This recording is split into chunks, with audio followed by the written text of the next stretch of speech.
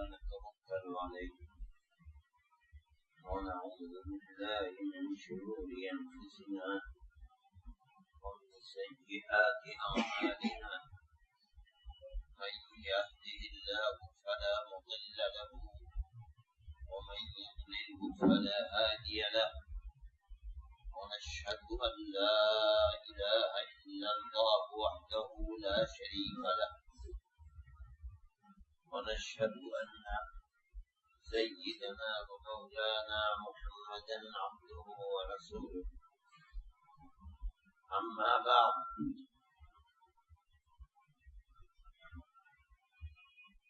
یہ بات چل رہی تھی کہ ذکر اللہ کا مقصد کیا ہے.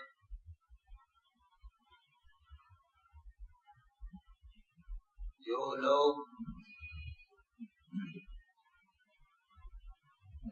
تصوف کے ماہر امام قرآن و حدیث کے عالم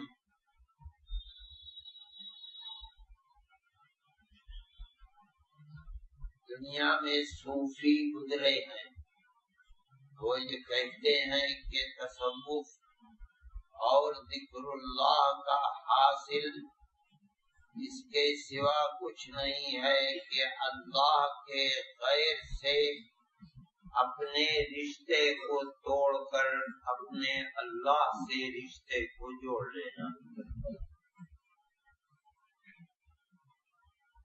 اب اس مقصد کو حاصل کرنے کے لیے کون کون سی چیزیں مددگار ہیں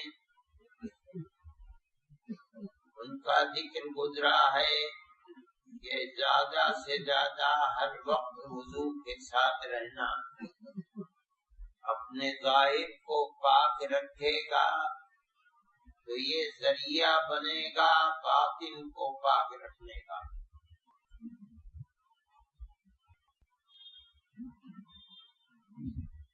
یہ ایک ممد و معاون چیز ہے.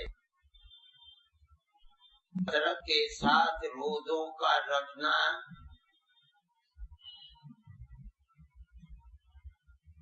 زیادہ پیٹ بھر کر نہ کھانا، اندروں اسطعام خالیدہ نور معرفت بھی نہیں. روزے کی کیفیت انسان کے اندر سستی کسل کو پیدا کرنے سے روکتی ہے. زیادہ کھانا کھا کر پھر کوئی کام نہیں ہوگا.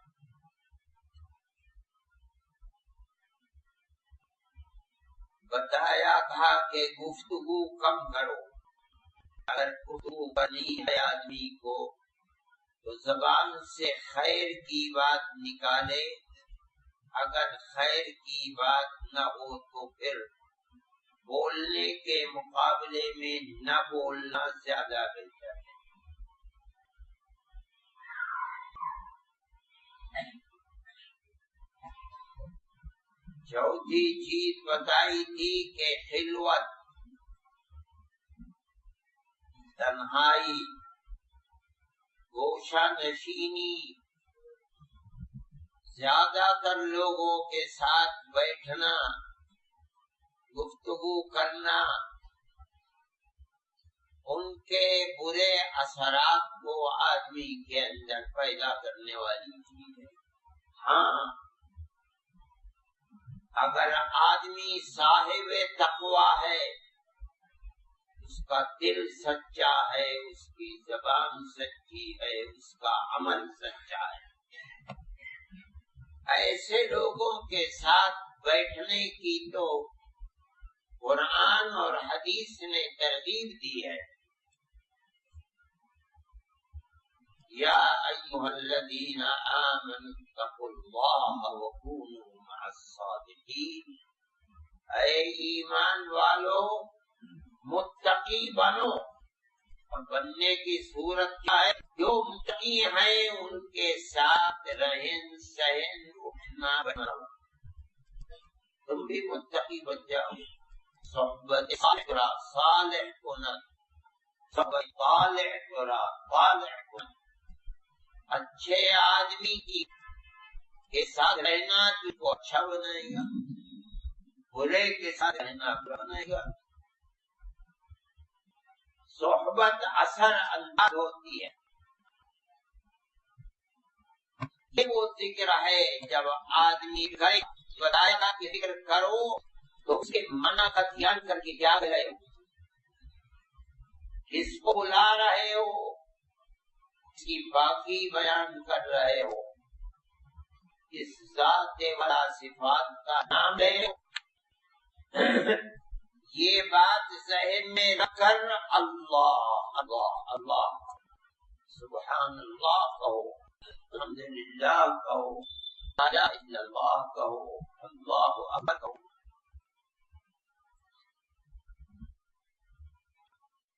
آدمی کرا ہے سب کچھ مگر دل اور دماغ دنیا میں الجھا ہوا ہے۔ بزباں تسبیح ہو در دل کاؤ خر، این چنی تسبیح کئے دارہ دسر۔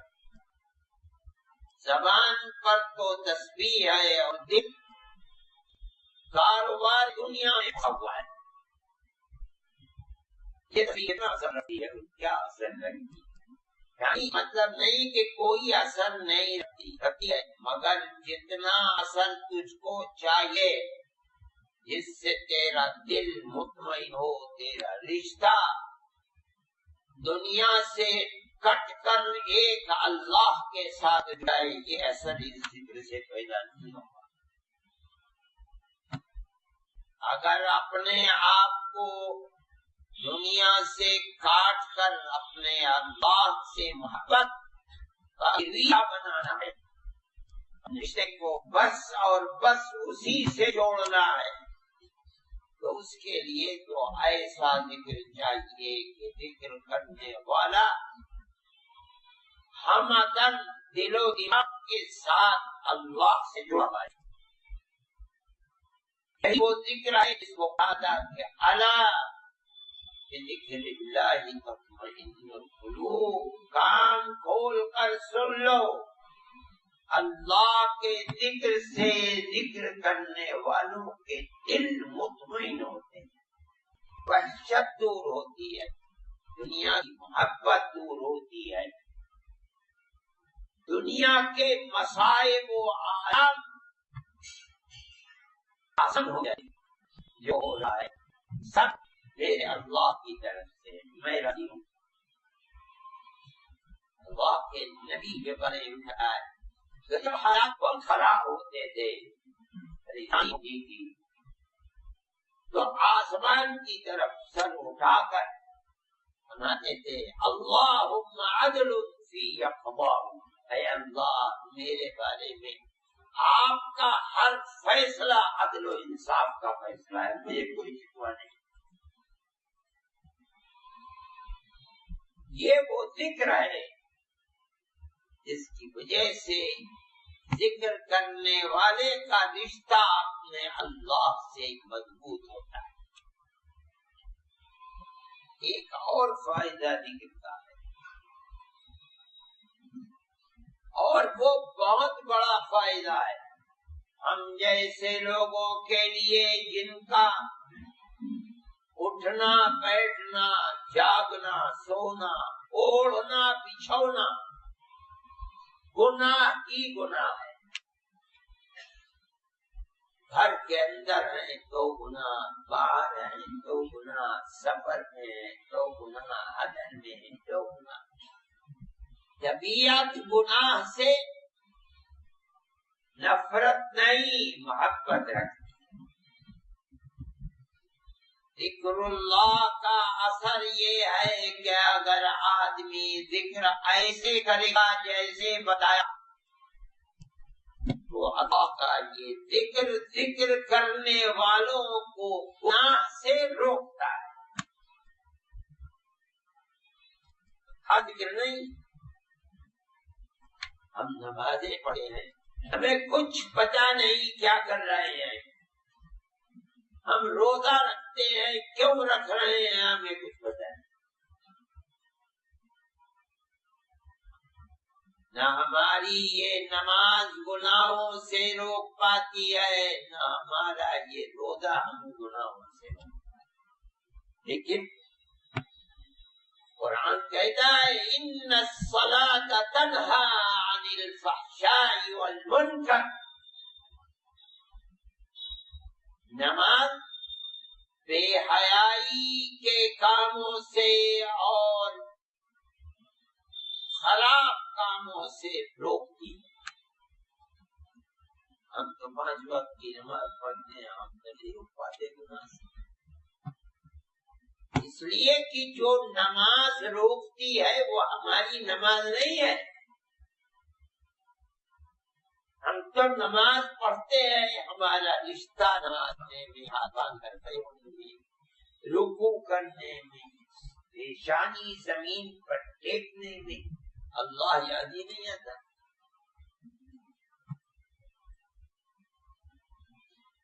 وہ نماز جس میں اللہ اکبر سے لے کر سلام پھیرنے تک نمازی کا دل اللہ سے جڑا ہوا ہے، وہ نماز ایسی نماز ہے جو تنہی عن الفحشاء والمنکر، جو روکتی ہے بے حیائی کے کاموں سے، اللہ کے ناپسندیدہ کاموں سے جو نماز روکتی، یہ نماز ہے۔ ہر نماز نہیں روکتی، ہماری نماز نہیں روکتی، ہم تو نماز پڑھتے ہیں اور گناہ کرتے ہیں۔ قرآن کہتا ہے کہ نماز روکتی، ہماری نماز نہیں روکتی۔ بات یہی ہے کہ اللہ کا وہ ذکر، نماز میں ذکر اللہ، اور نماز تو ابتدا سے آخر تک، فقہا کہتے ہیں نماز حق کی ہر حالت مذکرہ ہے، اللہ کو یاد دلانے والی ہے۔ ارے بھائی ہاتھ باندھ کے کس کے سامنے کھڑا ہے؟ جھکا کس کے سامنے جھک رہا ہے؟ ماتھا ٹیکا کس کے سامنے ٹیک رہا ہے؟ ہر کیفیت نماز کی یاد دلاتی ہے پڑھنے والے کو کیا کر رہا ہے، کس کے سامنے کر، ہمیں اس کے باوجود یاد نہیں کرتا اللہ۔ ہر نماز کہاں سے فحشاء اور منکر کو کرنے سے روکنے والی ہو جائے گی؟ لیکن اگر ہم اپنی حالت کو جانیں، ہمارا ایمان متقی ایمان ہو، ہماری نماز متقیوں کی نماز ہو، تو نماز کی کیفیت اپنی جگہ پر قائم ہے۔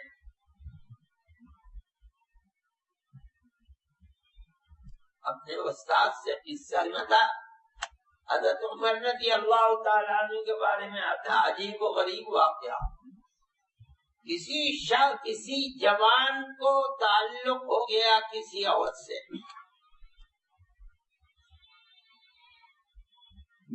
عورت شادی شدہ تھی، صاحب تقویٰ تھی، اسے دیوانگی دیکھی مرد کی، تو اسے کہا ٹھیک ہے جو تم چاہتے ہو میں تمہاری مراد کو پوری کر دوں گی، مگر میری ایک شرط ہے۔ وہ تو دیوانہ ہو رہا تھا، شرط یہ ہے کہ تم 40 دن عمر بن الخطاب کے پیچھے 5 نمازیں تکبیر اولیٰ سے پڑھو۔ وہ تو دیوانہ تھا، اس نے کہا ٹھیک ہے۔ اس نے نمازیں پڑھنی شروع کر دی۔ کس کے لیے؟ عمر بن الخطاب اور نبی علیہ السلام کے خلیفہ، جن کا مرتبہ اس امت کے اندر ابو بکر کے بعد عمر بن الخطاب رضی اللہ تعالی عنہ کا ہے۔ جیسے جیسے پڑھتا رہا حالات بدلتے رہے، یہاں تک کہ 40 دن گزرنے کے بعد تو اس کی زمین و آسمان بدل گئے. جب 40 دن گزر گئے تو اب خود اس عورت نے چھیڑا اسے تو کہا کہ اب مجھے تمہاری ضرورت نہیں.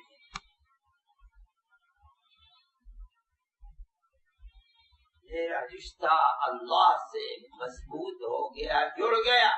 اس نے اپنا یہ واقعہ اپنے شوہر سے بیان کیا. شوہر نے حضرت عمر رضی اللہ تعالی عنہ سے بیان کیا. حضرت عمر رضی اللہ تعالی عنہ نے فرمایا صدق اللہ، اللہ نے سچ فرمایا ہے. ان الصلاۃ تنہی عن الفحشاء والمنکر. نماز پڑھنے والے کو فحشاء، بے حیائی اور منکر سے روک دیتی ہے. نہیں روکتی. نہ ہمیں ایمان ویسا میسر ہوتا ہے، نہ ہمیں نان ویسی ملی. ہماری نماز بھی ویسی ہے. اگلا جملہ بولتے وَلَذِكْرُ اللَّهِ أَكْبَرُ، اور اللہ کا ذکر تو اس سے بھی بڑا ہے. جو نماز کا اثر ہے، جب اللہ کا ذکر بہت بڑا ہے اور اکبر، اس میں تفصیل ہے جس کا مطلب عام بدل ہوتا ہے، مقابلہ دوسروں کے سب سے بڑا ہے. تو اس کا مطلب ہے کہ بے حیائی کے کاموں سے روکنے میں، منکرات اور عذاب کے عمل سے بچانے میں اللہ کے ذکر کا دخل تو بہت بڑا ہوگا.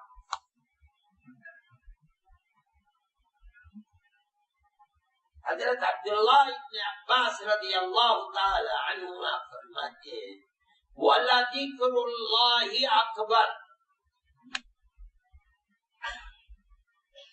اللہ کا ذکر بڑا ہے. کیا مطلب؟ دو معنی فرماتے ہیں. یہ تم اللہ کو یاد کرو، اس کے مقابلے میں اللہ کا یاد کرنا تمہارے یاد کرنے سے بڑا ہے.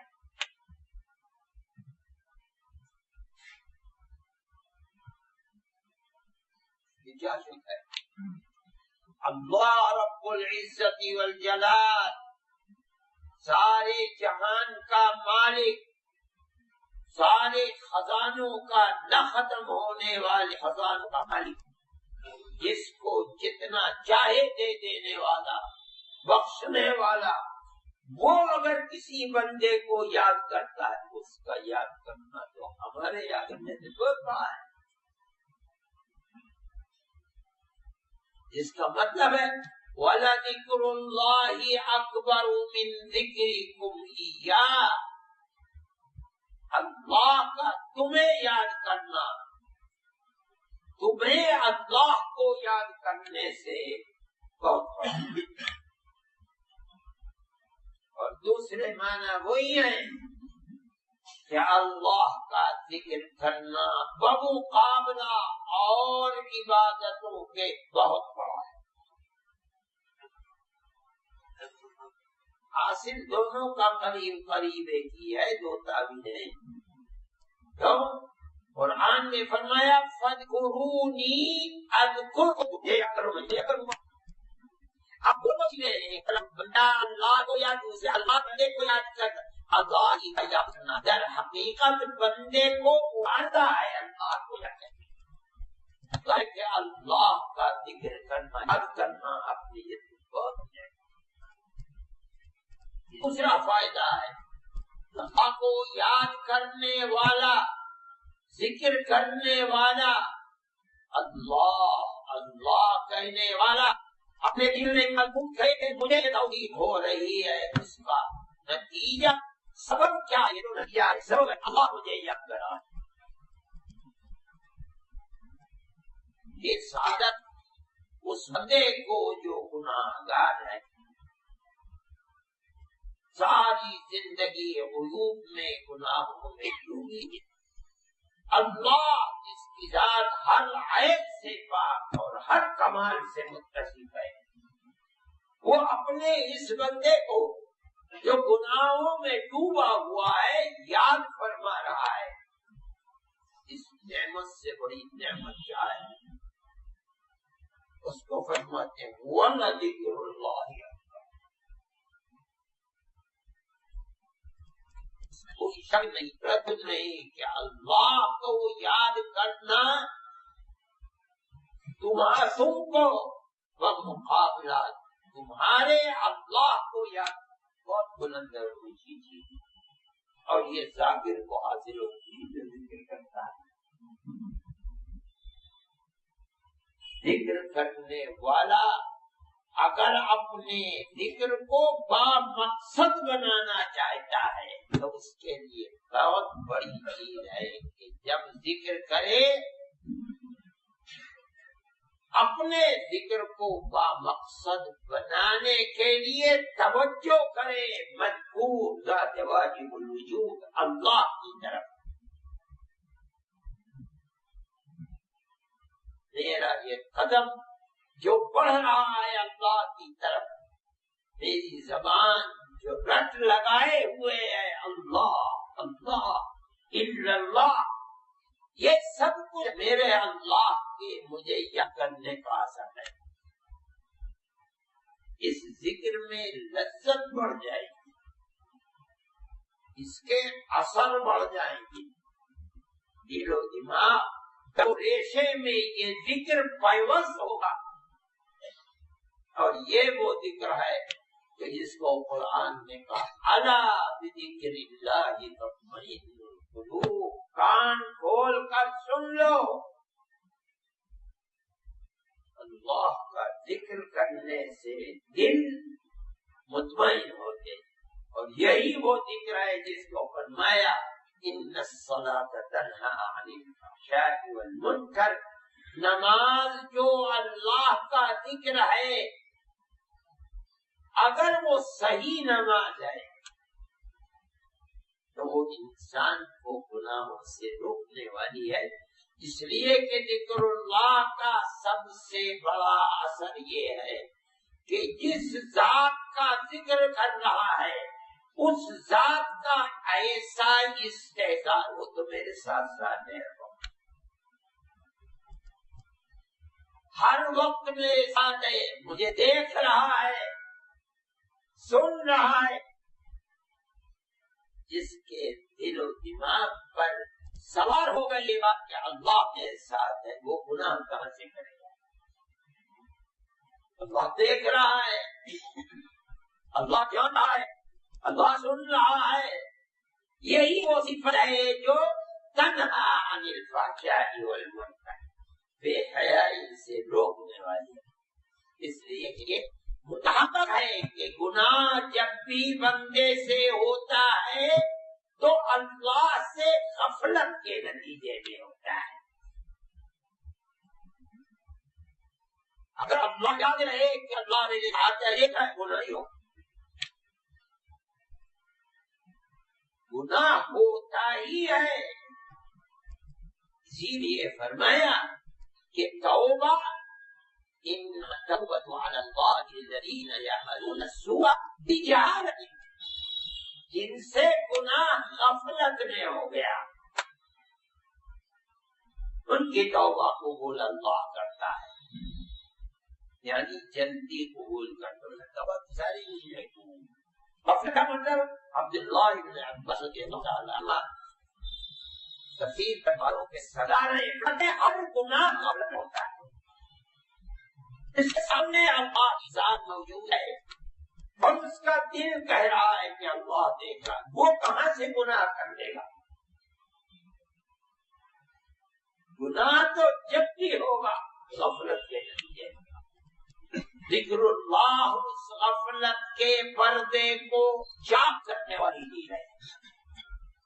اسی لیے فرماتے ہیں کہ اللہ کا ذکر یعنی نماز، تنہا نماز ہی نہیں، نماز تو ذکر اللہ کی سب سے بڑی عبادت ہے.